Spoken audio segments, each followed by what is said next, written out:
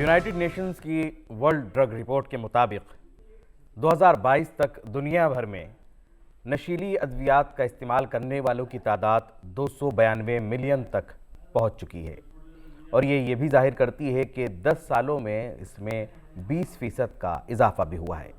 ऐसी हालत में नशे से मुताल्लिक़ बेदारी का पैदा करना, लोगों को बेदार करना निहायत ज़रूरी है। किताब कायनात की आज की इस पेशकश में जिस उर्दू किताब पर आज हम गुफ्तगू करेंगे उसका उन्वान है नशीली अद्वियात। इसके मुसन्निफ हैं डॉक्टर अनिल अग्रवाल और इसका उर्दू तर्जुमा किया है इजहार असर साहब ने। नेशनल बुक ट्रस्ट इंडिया के ज़रिए शाया कर इस किताब पर गुफ्तगू करने के लिए आज हमारे साथ हैं नीलोफर इरफान साहिबा। आपका बहुत बहुत इस्तकबाल है आज की इस पेशकश में। और जब हम नशीली अद्वियात इस किताब पर गुफ्तगू करते हैं तो आपने भी ये किताब पढ़ी, क्या सबसे पहले अगर मैं आपका पहला तासुर जानना चाहूँ इस किताब को पढ़ने के बाद, क्या कहना चाहेंगे? जी, सबसे पहले जब मैंने इसका नाम ही पढ़ा था नशीली अद्वियात, तो मैं उसकी तरफ एकदम मुतासिर हुई जी, क्योंकि ये मौजू आजकल के टाइम का बहुत ही बर्निंग टॉपिक है। ठीक है, आजकल के बच्चे इन चीज़ों में बहुत सारे उलझते जा रहे हैं। तो इस किताब ने मुझे अपनी तरफ खींचा कि मैं समझूं, जानूं कि किस तरह की नशीली अद्वियात हमारे मरहले में मौजूद हैं और किस तरह से हम बच्चों को इनसे बचा सकते हैं। ये किताब सिर्फ 10 बाब में मुश्तमिल की है और ये 209 सफ़हात की है। तो मैं हमारे नाज़रीन से गुजारिश करूँगी कि इस किताब को ज़रूर पढ़ें, क्योंकि इसको पढ़कर आपको बिल्कुल भी रिग्रेट नहीं होगा। आपको कुछ जानकारी ही मिलेगी जो आप खुद भी जानेंगे और आने वाले लोगों को भी बता पाएंगे।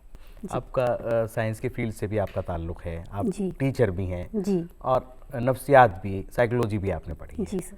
कितना असर डालती है अगर जो लोग ये आदत अपनी बना लेते हैं, नशा और नशीली अद्वियात जो हैं, इंसान की नफ्सियात पर कितना असर डालती हैं? हाँ जी, तो अगर हम इसके नुकसानात को जानें तो ये नुकसानात जिस्मानी तौर पर भी होते हैं और जहनी तौर पर भी होते हैं। ये दिमाग को भी काफ़ी हद तक नुकसान पहुंचाती है। जिस्मानी तौर पर नुकसान को हम देख सकते हैं कि जैसे जो शख्स इनका लगातार इस्तेमाल करते हैं उन्हें कमज़ोरी और थकान महसूस होने लगती है। मतलब कोई वो ऐसा काम नहीं कर रहा है कि जिससे उन्हें थकान हो।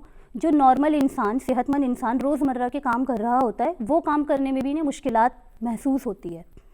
इन्हें अजीब तरह की बेचैनी रहती है और कई बार तो बेचैनी इतनी बढ़ जाती है कि इनके लिए बर्दाश्त करना मुश्किल हो जाता है। तो उन केसेस में ये क्या करते हैं, जब तक उन्हें जिस दवाई को ना लेने की वजह से इन्हें बेचैनी हो रही है, जब तक वो दवाई वो नहीं लेंगे तो उनकी बेचैनी दूर नहीं होगी।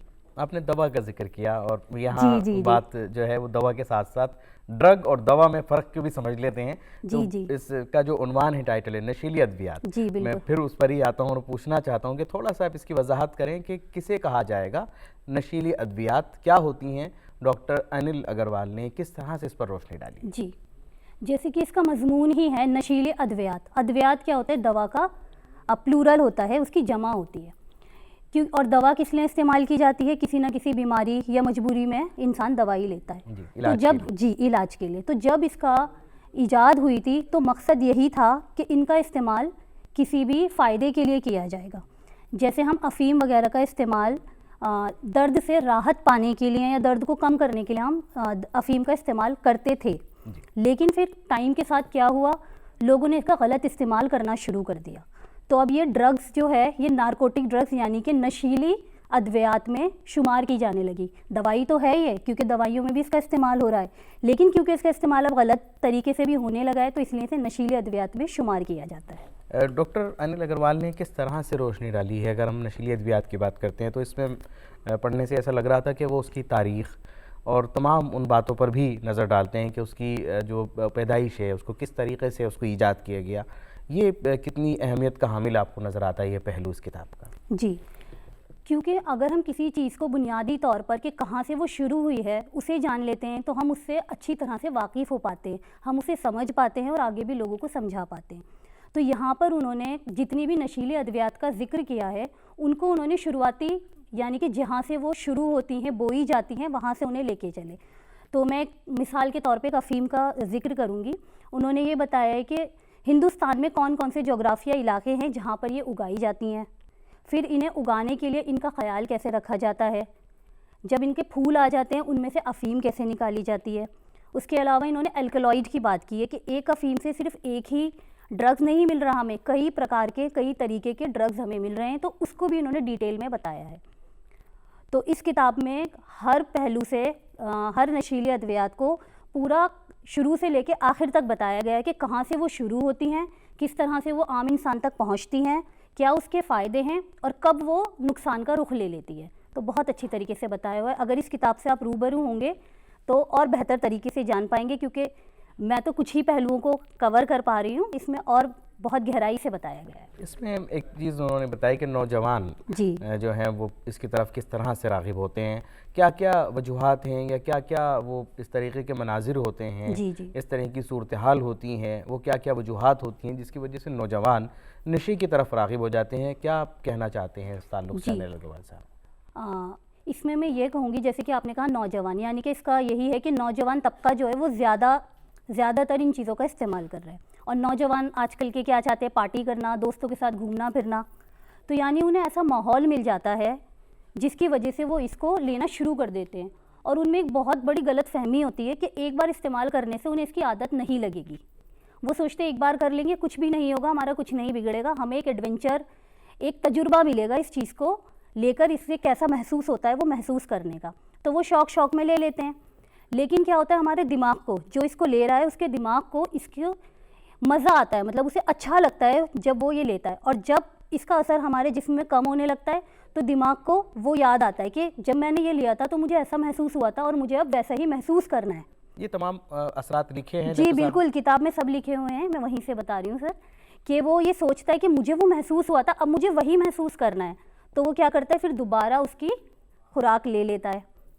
फिर जब तक उसका असर रहता है वो खुशहाल रहता है, अच्छा रहता है, लेकिन जैसे जैसे असर कम होने लगता है उसको डिप्रेशन, मायूसी का सामना करना पड़ता है। तो यहाँ पे क्या हो रहा है, खुशी जब छीनी जा रही है तो वो नॉर्मल नहीं हो रहा, वो बल्कि और निचले लेवल पर आ रहा है, यानी कि मायूस हो रहा है, डिप्रेशन की तरफ जा रहा है। तो अब यहाँ पे उसकी ज़रूरत बन गया, क्योंकि अब उसे डिप्रेशन से अगर निकलना है तो यहाँ उसको ज़रूरत है इसे लेने की, नहीं तो वो सरवाइव नहीं कर पाएगा। मैं ये देख रहा था किताब में कहीं वो किसी नशे को लिखते हैं खुदा का तोहफा, कहीं किसी नशे के ताल्लुक से वो लिखते हैं गरीब की जन्नत, और कहीं वो उसको जो है वो दवाओं के बादशाह भी कहते हैं। क्या इस तरह से जो लफ्ज़ का इस्तेमाल किया जाता है वो उसका क्या रीज़न है, क्या वजह है, आपको क्या नज़र आती है? जी, जैसे उन्होंने कहा खुदा का तोहफ़ा, तो हम तोहफ़े को क्या समझते हैं, कुछ अच्छा होगा, कुछ फ़ायदा होगा, तो जो लोग इसकी तरफ अट्रैक्ट होंगे तो वो समझेंगे ये अच्छा है। लेकिन जब हम इस किताब में इसको पढ़ेंगे तब हमें समझ आएगा कि ये तोहफ़ा है एक हद तक, लेकिन अगर हम इसका गलत इस्तेमाल कर रहे हैं तो ये तोहफ़ा नहीं है, वहाँ ये हमारे लिए सज़ा है, वहाँ ये हमें नुकसान पहुँचा रहा है। तो उन्होंने इस तरह के जो टाइटल इस्तेमाल किए हैं वो लोगों का ध्यान इसकी तरफ लाने के लिए किए हैं, ताकि वो लोग जो इसको इस्तेमाल करते हैं वो भी इनको पढ़ें और समझ पाएँ कि इनके क्या नुकसानात हैं। जैसे नौजवान तबका होता है उसके ताल्लुक़ से उन्होंने कहा कि वो कुछ नया जानने की उसमें होता है, उसके अंदर जुस्तजू होती है, वो जानने और समझने के चक्कर में इस नशे की लत में मुब्तला हो जाते हैं। क्या इस किताब को पढ़ के वो जो नशे के बारे में एक जानने का ख़्याल होता है कि भाई उसके बारे में मालूम हो, क्या पूरी नॉलेज या पूरी जानकारी किसी भी नशे के ताल्लुक़ से, तमाम तरह के नशों का उन्होंने ज़िक्र किया है, इस किताब के ज़रिए नौजवान इसमें हासिल कर सकते हैं और उसके नफ़े और नुकसान को जान सकते हैं? जी बिल्कुल, इसमें तमाम तरह के नशों के बारे में बहुत ही तफसील से बताया गया है कि इस नशे से क्या नुकसानात होंगे, और अगर आप इसे ज़्यादा करेंगे तो क्या आप इस ऐसे मुकाम से पहुँच के लौट भी सकते हैं या वहीं रुक जाएंगे। तो तमाम, जैसे अफ़ीम हो गया, हेरोइन हो गया, कोकेन हो गया, LSD, तमाम फ़हरिस्त में आप जब इस किताब की फ़हरिस्त खोलेंगे तो तमाम नशों के बारे में तफसील से बयान किया गया है। और जब नौजवान इसे पढ़ेंगे तो मेरा दावा है कि वो शायद समझ पाएंगे कि हाँ वाकई ही ये नुकसानदेह चीज़ है और हमें इससे रुक जाना चाहिए, क्योंकि इस्तेमाल करके तो लौटना मुश्किल है, लेकिन पढ़ने के बाद जब वो जानेंगे कि जो इसका इस्तेमाल करते हैं वो किन सूरत हालों से गुजरते हैं, उन्हें क्या क्या महसूस करना पड़ता है, तो शायद वो रुक जाएंगे, वो आगे नहीं बढ़ पाएंगे। इसमें एक आखिरी सवाल भी पूछना चाहूँगा, जिस तरीके से उन्होंने बताया कि जो नशा छोड़ने के वक्त जो कैफियत होती हैं जी, वो किस तरह की कैफियत होती हैं, क्या उन्होंने इसको भी कलमबंद किया है इस किताब के अंदर, और तस्वीरों के ज़रिए क्या समझाना चाहा है? जी, जी बिल्कुल, उन्होंने ये बताया है कि जब कोई शख्स नशे की आदत में मुब्तला हो जाता है और फिर वो उसे छोड़ने की कोशिश करता है, तो वहाँ पर उसे परेशानियों का सामना करना पड़ता है। बेचैनी होती है, हाथ पैरों में कपकपाहट होती है, बॉडी का टेम्परेचर फ्लक्चुएट करता है, कभी बढ़ता है कभी कम होता है, बीपी पे असर पड़ता है। तो इन चीज़ों को देखकर घर वाले या और लोग क्या सोचते हैं कि ये और बीमार हो रहा है, लेकिन ऐसा नहीं है, वो बीमार नहीं हो रहा होता, ये नेचुरल है, ये होगा ही होगा। अगर उसे आगे दोबारा से रिकवर करना है तो इन चीज़ों से उसे गुजरना ही पड़ेगा। ये और इन तमाम सारी बयान हैं। चीज़ें उन्होंने किताब में बहुत ही अच्छी तरीके से एक्सप्लेन की हैं। अगर हम पढ़ेंगे तो उसे अच्छी तरह से समझ पाएंगे कि ये नॉर्मल है, इसमें कुछ भी अलग नहीं है, उन हमें तमाम घबराने कैफियत की को ज़रूरत उन्होंने नहीं है। बाकायदा तौर पर और बासान अंदाज के अंदर उन्होंने बताया, फ़ोटो के ज़रिए भी समझाया कि जी, वो जी। क्या क्या मरहले होते हैं। बहुत बहुत शुक्रिया आपका कि आपने इस किताब पर अपने इल्म से रोशनी डाली। हम आपके बहुत बहुत शुक्रगुजार हैं। और यहाँ जी, पर हमारा शुक्रिया। पहला सेगमेंट यहीं मुकम्मल होता है। प्रोग्राम के दूसरे सेगमेंट में जिस हिंदी किताब पर आज हम गुफ्तगू करेंगे उसका उन्वान है हाथी दादा की चौपाल। बच्चों की कहानियों को हमेशा पसंद किया जाता है। हर उम्र में जब भी आप उन्हें पढ़ते हैं तो अच्छा लगता है, और अगर वो आसान ज़ुबान में सबक आमोज़ हों और उन्हें तफरीह के अंदाज में और मिजाज के साथ पेश किया गया हो तो दिलचस्पी भी और बढ़ जाती है। आज जिस हिंदी किताब पर हम गुफ्तगू करेंगे उसका उन्वान है हाथी दादा की चौपाल। जी हाँ, इसका उन्वान ही बड़ा पुरकशिश है और इसे आसान ज़ुबान में और बड़ी देखा जाए तो दिलचस्पी के साथ उसको बना करके लिखा है ललित केशवान जी ने। पब्लिकेशन डिवीज़न की शाया करदा इस किताब पर गुफ्तगू करने के लिए आज हमारे साथ मौजूद हैं वरिष्ठ हिंदी अध्यापिका डॉक्टर रश्मि साहिबा। बहुत बहुत इस्तकबाल है किताब कायनात में आपका। और जब हम इस किताब की बात करते हैं हाथी दादा की चौपाल, पढ़ने के बाद अगर मैं कहूँ कि पहला तासुर क्या होगा, क्या कहना चाहेंगी, कैसी लगी आपको ये किताब? सबसे पहले तो मैं ये कहना चाहूँगी कि ये 9 साल से लेकर 11 साल तक के बच्चे जिन्होंने हिंदी पढ़ना सीख लिया है और जिनके अंदर प्यास है कहानी को समझने की, उनके लिए ये किताब बहुत ही अच्छी है, क्योंकि इसमें वो रोचकता है जो उस उम्र के बच्चों को पसंद आती है। एक के बाद एक घटनाएं होती हैं, क्या हुआ, इसके बाद क्या हुआ। और दूसरी इसकी अच्छी बात ये है, इसमें इतने सारे नए नए शब्द हैं कि वो एक ख़ास उम्र होती है उन शब्दों को समझने की और गढ़ने की, जो बाद में भविष्य में उनके काम आते हैं। बाद में हम शब्द भंडार बढ़ा नहीं सकते बच्चों का, इसी उम्र में से ही वो शब्दों को सीखते हैं। और इस किताब में ऐसे भरपूर शब्द हैं जो देसी हैं, विदेशी भी हैं, और चौपाल जैसे शब्द भी हैं, तो प्रजातंत्र जैसे शब्द भी हैं, जो मुझे लगता है एक शब्द भंडार में वृद्धि करने के लिए और रोचकता बढ़ाने के लिए ये बहुत ही अच्छी किताब है।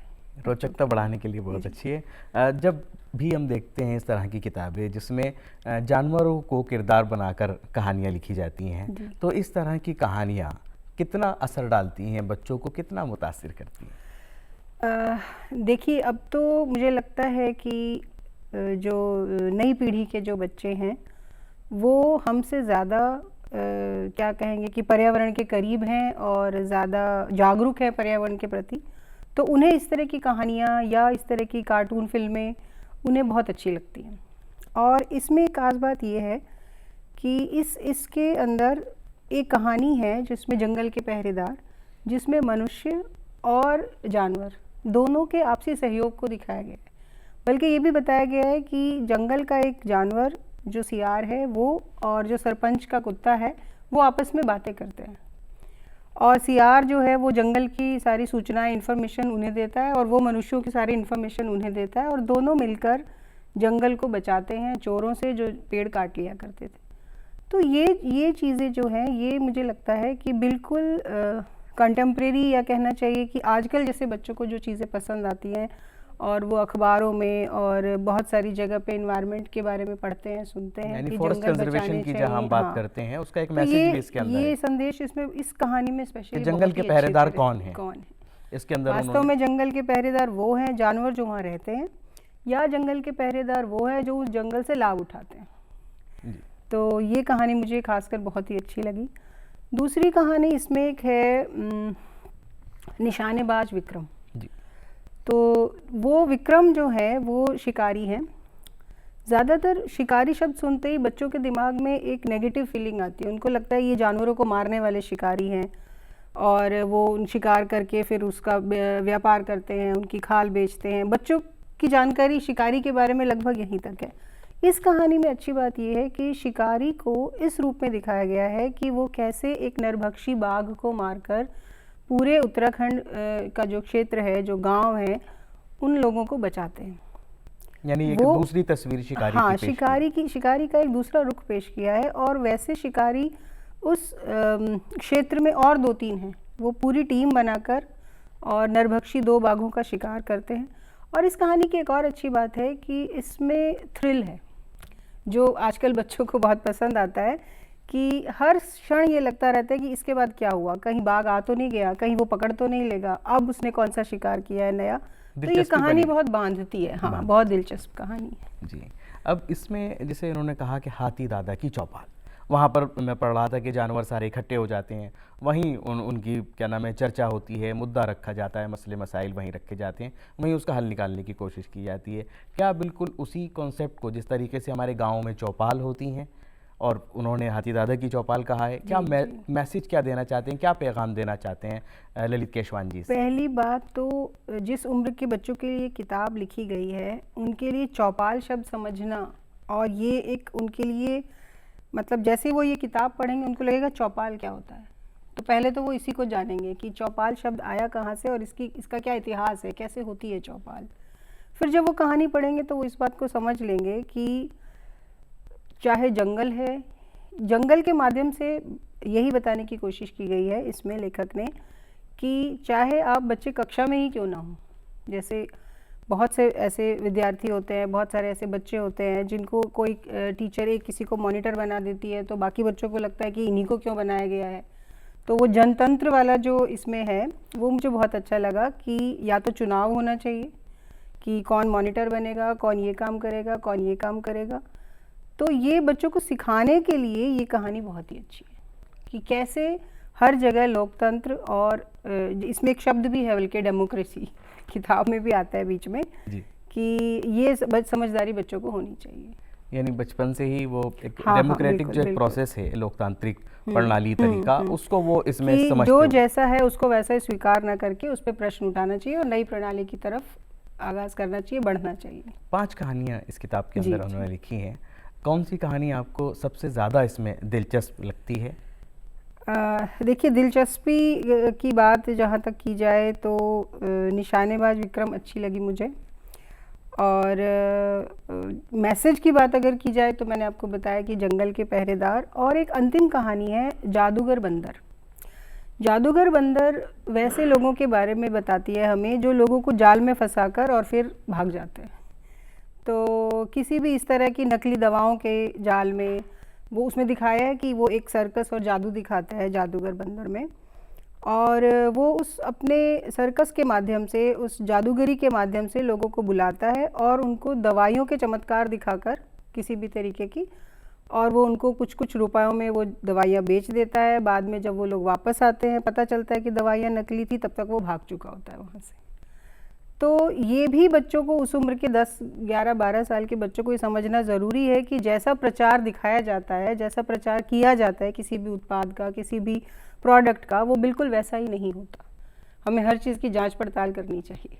यानी बाज़ार में जो भी चीज़ मिल रही है। हाँ, बच्चे सबसे ज़्यादा एक तरह से कह सकते हैं कि जितनी भी बड़ी कंपनीज़ हैं उनके बहुत सारी ऐड आती हैं जिसमें बच्चों को जानबूझ के दिखाया जाता है ताकि वो बच्चों को अट्रैक्ट कर सके अपनी तरफ। लेकिन वहाँ उन्होंने एक एहतियात बरतने वाली और एक सावधानी बरतने वाली एक बात उसके अंदर उन्होंने समझाई है। आप वरिष्ठ हिंदी अध्यापिका हैं, हिंदी का ही सारा ये कंटेंट है। तमाम स्टोरीज़ की और तमाम जो 5 कहानियाँ हैं, अगर उनकी मैं भाषा की बात करूँ तो कितनी आसान भाषा को उन्होंने इस्तेमाल किया है उसमें, और किस तरह से इन तमाम कहानियों को ज़्यादा रोचक और ज़्यादा दिलचस्प बनाने की कोशिश की गई है? देखिए, मैं कहानियों का प्रभाव देख पाती हूँ जब मैं कक्षा में होती हूँ। हमेशा उन कहानियों का प्रभाव सबसे ज़्यादा होता है बच्चों पर, और वो सबसे ज़्यादा ध्यान से सुनते हैं जिसमें ये तत्व रहता है कि आगे क्या होगा। और मुझे लगता है ये आगे क्या होगा वाला जो एक भाव है, ये इनकी सारी कहानियों में है। तो ये कहानियाँ बच्चों को बहुत ही रोचक लगेंगी।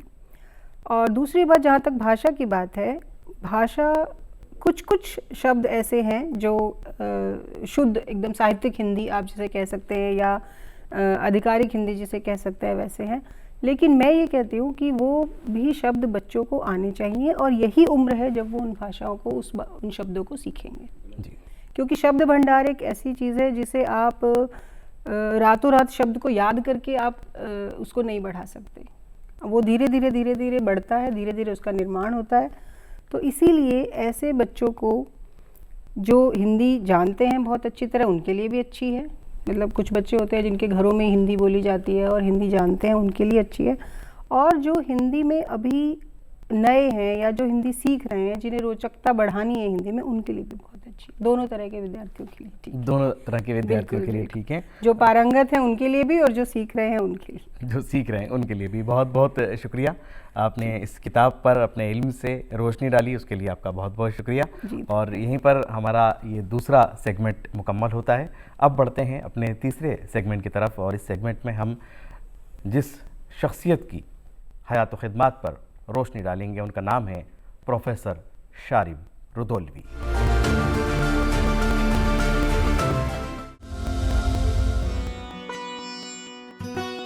नाम प्रोफेसर डॉक्टर शारिब रुदोलवी, असल नाम मुसीब अब्बास, पैदाइश 1 सितंबर 1935, रुदौली उत्तर प्रदेश, वफात 18 अक्टूबर 2023, अपोलो अस्पताल लखनऊ। प्रोफेसर डॉक्टर शारिब रुदोलवी उर्दू जबान के अदबी नक्काद, मुहक्किक और जवाहरलाल नेहरू यूनिवर्सिटी दिल्ली में शोबे उर्दू के प्रोफेसर थे। अपने इल्मी व अदबी सफर के आगाज ही में डॉक्टर शारिब रुदोलवी तरक्की पसंद तहरीक से मुंसलिक हो गए थे। सज्जाद जहीर, एहतशाम हुसैन, अली सरदार जाफरी और दीगर अहबाब के ज़ेरे असर वो इश्तिराकी फिक्र से भी करीब रहे हैं। शारिब रुदोलवी 1 सितंबर 1935 को रुदौली उत्तर प्रदेश बरतानवी हिंदुस्तान में एक जमींदार घराने में पैदा हुए। उनका असल नाम मुसीब अब्बास था, लेकिन शारिब रुदोलवी के कलमी नाम से शोहरत पाई। उनके वालिद हकीम हसन अब्बास और दादा हकीम गुलाम हुसैन का शुमार फारसी व अरबी के बड़े आलिमों में होता था। दौरान तालीम उन्होंने प्रोफेसर मसूद हसन रिजवी अदीब, प्रोफेसर एहतशाम हुसैन, प्रोफेसर नूरुल हसन हाशमी और प्रोफेसर आल अहमद सुरूर के इल्म से इस्तिफादा किया। दरअसल दौरान तालीम ही प्रोफेसर एहतशाम हुसैन की सोहबत में उनका तनकीदी शऊर न सिर्फ बेदार हो चुका था, उनका तहकीकी मुकाला भी अदबी तनकीद से मुताल्लिक था। तालीमी मसरूफियात के साथ उनकी इल्मी मसरूफियात का भी आगाज हो चुका था। पहला मजमून रोजनामा सियासत कानपुर में शाया हुआ था।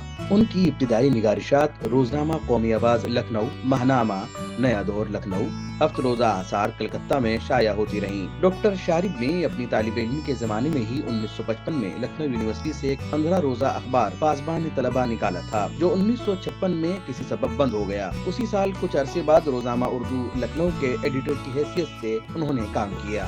उनकी इल्मी व अदबी खिदमात के एवज उन्हें अदबी अकादमियों और तालीमी इदारों ने एजाज़ात व इनामात से नवाजा है। और इसी के साथ किताब कायनात की आज की ये पेशकश यही मुकम्मल होती है। हमारी पूरी टीम को इजाज़त दीजिए, हम फिर हाजिर होंगे किसी अलग किताब पर गुफ्तगू के साथ। तब तक के लिए खुदा हाफिज़।